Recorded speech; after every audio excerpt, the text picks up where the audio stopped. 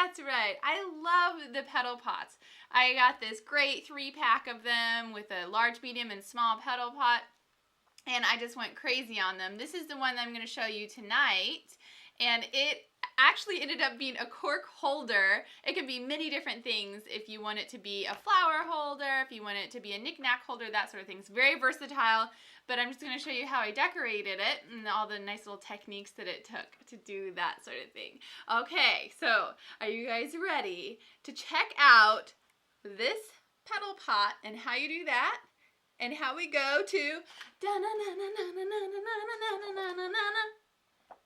camp. All right, there's the blank petal pots that Miss Lisa was showing. Okay, so now on Craft Cam, you can see I've got this full of corks. Don't ask me how I get my corks. I just get them, okay? Doesn't mean that I drank all that wine. I promise. Now let me just dump these out really quick. Woohoo, noise. And you can see that I have part of this done, but not some of the other parts, so we gotta do the other parts here. I just thought that this would be a really fun cork holder because in my kitchen, I do collect corks, and my girlfriends will send me corks, and it's kind of nice to have a little pot to throw it into, and this is just really nice to have. I also am gonna show you a couple other techniques that I used with the other smaller petal pots, which I had a lot of fun with this project, so it's gonna be a good old time. Okay, so I'm going to move this out of the way and show you just the basic materials and tools that I used in this. First off, I used a little bit of Mod Podge, just some white glue to get my paper on there, and put my little cap here. A sponge brush. I used a pair of scissors. Obviously, I'm going to cut some things out. And then one of the main ingredients in this is book pages. Now, you can use all kinds of different book pages, but what I'm using, book pages, look, $14.95. I'm using book pages from the Sorcerer's Cookbook. I bought this probably a year and a half ago, and I've been wanting to use it so bad because it has some amazing graphics in it. You can see it just has some really, really, really fun graphics in it.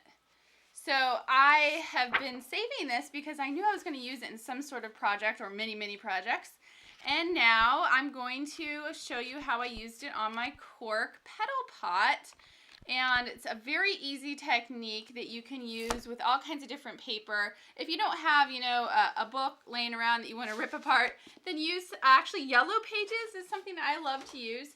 And I also use, you know, some music notes, maps, you know, that kind of thing are a lot of, you know, really easily findable products that you can find there.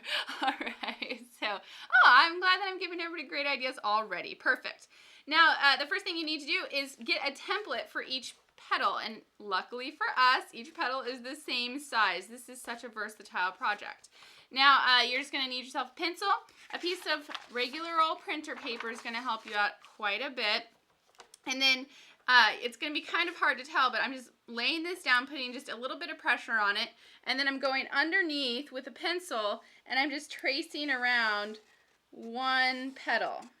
So just the sides, the bottom, and just getting it right in there. Now, obviously, if your petal pot moves, just move it back to its original position, and then keep going. But if your pencil, the sharper your pencil is, the better.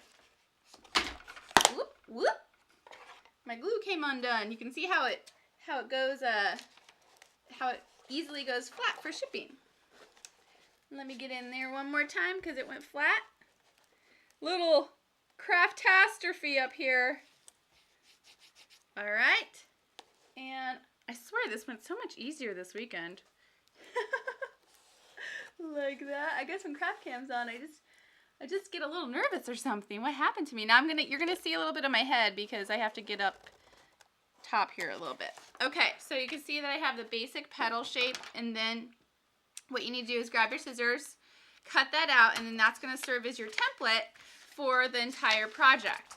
The petal pot has 6 petals, but because we're gonna do the inside and outside of the petal pot with our graphics, then we're going to actually do 12 petals. So cut out 12 different pieces of paper. I always recommend different patterns, you know, coordinating patterns, that sort of thing. And it's just a lot of fun how you can really make things come together. Great little home decor project, a little office project, that sort of thing that you can do. Now before you start tracing this out onto your desired patterns, just make sure that it does fit on your petal pot, that you did your design good enough there. And it looks like I did.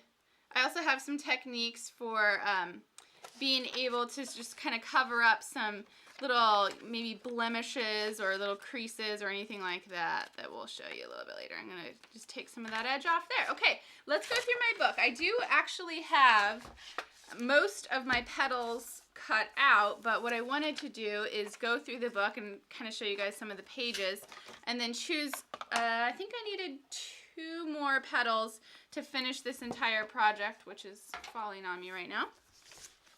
And I'm really liking this flower right here, so I'm just going to take my nice little template that I just created, go around it. I really love this flower. It goes really well with my design that I already put together. So that is going to go right around there. And my next one, I kind of came across a good page here. My next one is going to be this flower, but it's going to have, oh, sorry, it's towards the bottom there. My next one's going to be this flower at the top, but it's got this kind of cool text at the bottom. So I'm just going to do this one page with 2 petals on it. So very easy little technique. And it just makes it look like very, very professional because of the graphics and because of how precise you are with cutting out your petals. All right, so I'm going to get in there with a pair of scissors. I'm actually just going to cut the page out entirely. Maybe leave a little bit of that lace on there for later. And always save out, I like to save all my scraps even when I cut things out, just because they can come in really handy for some, some other projects. And I just love collage projects, so you can never go wrong with saving those scraps for that kind of stuff. I love this book. Again, it's called The Sorcerer's Cookbook, and you saw it was on sale for $15, and it has endless amounts of awesome vintage type of graphics and fonts, and it's just so amazing. And I knew I'd be using it for something really fun. And I already am, which is making me so happy. All right, got one petal cut out. I'm going to move my book now so that you can kind of get a better background. Look at this shell right here. Isn't that adorable with this little guy diving off of it? I mean, just amazing graphics that you can get here. So yeah, making copies is a really good idea of books that you have, that you just love the graphics, so that you can continue using the graphics, for ages and ages and ages. Is a very, very good idea. Okay, so I'm going to get my little flowers cut out. I just love the colors of these flowers. They really lend themselves to be perfect for my cork basket. It's cork-tastic. The cork basket. Boy, cork basket. Oh, I am losing my mind tonight. I am losing it. All right. Okay. And bam. Okay, so 2 petals here. Now, I have some other ones I was talking about. I have to kind of dig through my cork thing that I did here, because I have these ones I wanted to show you that I've already cut out. Really cool. I have some spatterings of black and white and some purples. Just some really, really easy and nice things in there. Okay, so I'm going to bring my Mod Podge in here. Other people use other types of glues and finishes and sealers, but I happen to have Mod Podge, so I am using myself some Mod Podge. And what I'm going to do first is the inside of this, because I just want to get that done. So what I'm going to do is just take my little sponge brush here, brush my sides on the inside here, just with a nice thin layer of Mod Podge. White glue. Any white glue will suffice. I know that Lisa has her favorite. She can put that in the room. She always uses it. I have yet to purchase any of that yet, so I have not used it, but I would love to hear more about it. Okay, I think I'm going to put this purple guy in here because I had already mapped him out a little bit. It's kind of nice to map out your designs before you actually start gluing, you know, just to make sure that everything's coordinating well with each other. And so just look at that, very easy to do. And you know, this type of glue also acts as a sealer. If I really wanted to like make this a very sturdy project, then I could actually just go back through it and over it and then give it a couple coats, and then it would seal it. But you know, really, it's not that big of a deal to me, so I'm not going to you know, spend a whole bunch of time sealing it up. I'm just gonna give it that one coat underneath, and that's just gonna have to do for that. All right, so now we have the inside. Check that out. Inside is done. Okay. Okay, so now we just need to do the outside. I just had the back side to do. Back sides. All right, and I'm just gonna quickly go over it with some Mod Podge. There's some other fun things that you can do to this to add little embellishments just to give it a little bit more of a vintage flair, like those little jewels that you can get that are already like in a line. I forget what you call them, but those are really nice to use as well. Just as a nice little sort of 3D, you know, effect on the whole project. Oh, I like this one. Yeah, that's going to be cute. All right, so this guy, he's kind of holding up a frame or something there. I'll put some more Mod Podge on.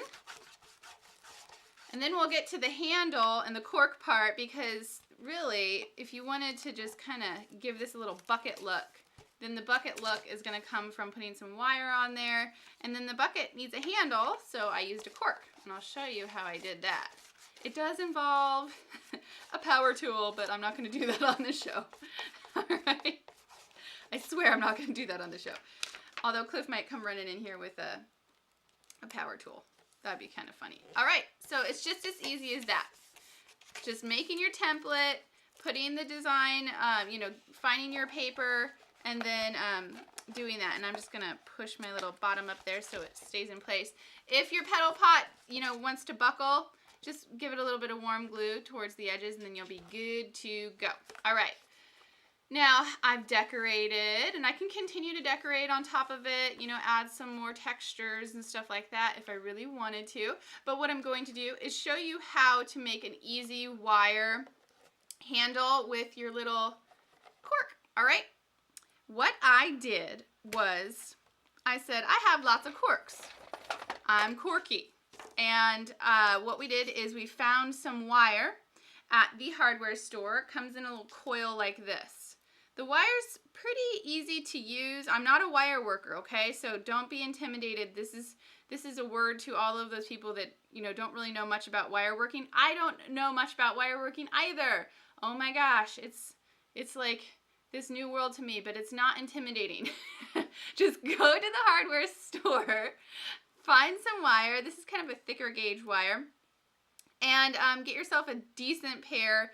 It doesn't have to be, like, I actually got these from, these are wire cutters. I got these from the dollar store. Okay, they kind of suck at cutting wire, but they actually will cut them.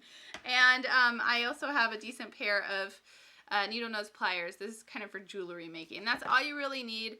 Every craft room should probably have a little bit of that in it already. And this is what I used. Then what I did is I took a cork and took a little drill bit, and I just drilled right through the middle of that. The way that we did that was just put it into a vise. Don't try and do it without a vise because you're gonna like wobble around. I mean, you can probably try and do it, but you're still gonna wobble around. And because my little drill bit wasn't long enough, I had to go on both sides. And then that way I can get it through my wire. I'll show you an almost finished piece, and we'll finish it up. You can see here that I added just a little corkscrew. That's kind of funny, corkscrew with a cork. Little corkscrew on the wire so that the wire had just a nice dimensional effect to it. I had it straight before, and you can see just straight, it just doesn't look right. The wire is not thick enough. I suppose if you use something like a hanger wire, that kind of thing, it would be thick enough, but you know, it just wasn't looking thick enough for me. So I had to add a little bit of embellishment to that, which is pretty easily done. So all I did was I took a pencil or something about the size of a pencil, and then I put it up against my cork, and my wire, and I just wrapped it around 5 times. 1, 2, 3, 4, 5, and then I hopefully didn't do it too tight. and then I just did that, like so. And then you can, it kind of turns out to be like a wily little corkscrew design, which I love about that. And then that just goes straight down, just like a handle should, just like so. You can see how easy it is to bend this wire around, like that. And then I took my pinhole punch, this purple pinhole punch. You can do this with, you know, a needle or a little nail. But what's cool about these petal pots is that you actually can get through them with a little pinhole punch here. And that was just the right size for my wire. And so I just strung my wire through. And it's hard to see on here, but I just kind of curled it up. And I'll just show you how I curled it up. Very easy little technique. So I strung my wire through. And then I just curled it through. And so the sides kind of have this nice little curly cue on them. It's just kind of this cute little, you know, vintage look, all right? So that is how we create, and let me fill it up because you gotta get the full effect. That's how we created my little cork petal pot. This is a really cool project because it's not only inexpensive, but it's very easy to create, as you just saw. It's a very, very easy to create project, and you can go all kinds of places with it. You don't have to use it for corks, but you can use it for all kinds of different things. Now, you can go to AndreaCurryCrafts.com, go to the blog, and see a little bit more about this project.